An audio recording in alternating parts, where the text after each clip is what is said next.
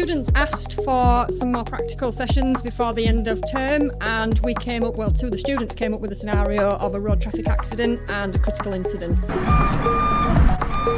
So there was a car accident and we were working as a team to help the patients, and it's taught me how to do CPR, how to be in like a really stressful situation.